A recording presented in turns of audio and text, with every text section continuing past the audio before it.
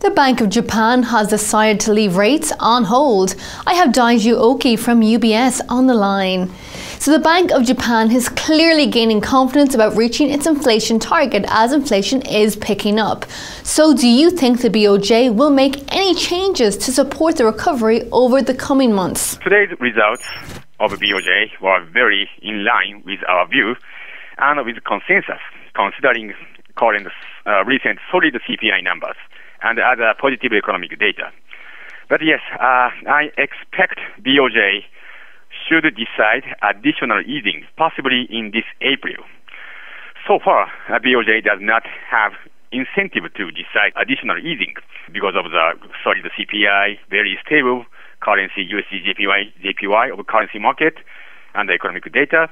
However, in our view, around half of the current core CPI growth of around 1% year-on-year has been supported by import price increase and energy price increase.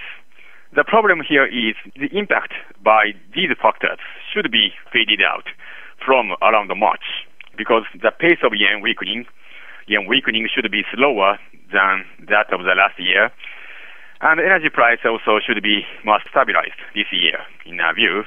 Hence, the core CPI growth, excluding the impact of a consumption tax hike from April, could decrease to less than 1% from current 1.2% in the near future. So BOJ should have already realized this downside risk in core CPI this year. So BOJ, in our view, could not able to keep current very bullish core CPI forecast. So this is a very downside risk in core CPI. And then for the timing issue, the next BOJ Tankan survey, due to be released on the 1st April, should have two very important results. First one is about Japan's corporations' inflation outlook. So this is actually new question in BOJ Tankan survey from next time in April. So BOJ Tankan survey, the corporate inflation outlook, the BOJ officials are very focused on this new question. But the problem is that Japan's corporations do not have strong inflation forecast that is consistent with BOJ's target. So from these results, the BOJ should realize the current Japanese corporations' inflation outlook are very inadequate, very weak, not consistent with BOJ's outlook. And the second information is the impact by consumption tax hike. The next BOJ Tankan survey should show very weak Japan corporations' business sentiment outlook DI, affected by the pullback from front-loaded consumption. So weak inflation forecast and weak business sentiment DI in BOJ's outlook should put pressure on BOJ for additional easing in April. This is my view.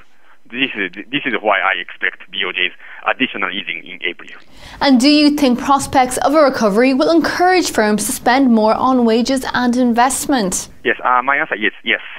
But the pace of recovery should be gradually. We expect the capex is likely to increase by around 2% year-on-year this year, after minus 1.4% last year, and wage should increase to 1% year-on-year by the end of this year, mainly because of the wage increase by large companies in Japan.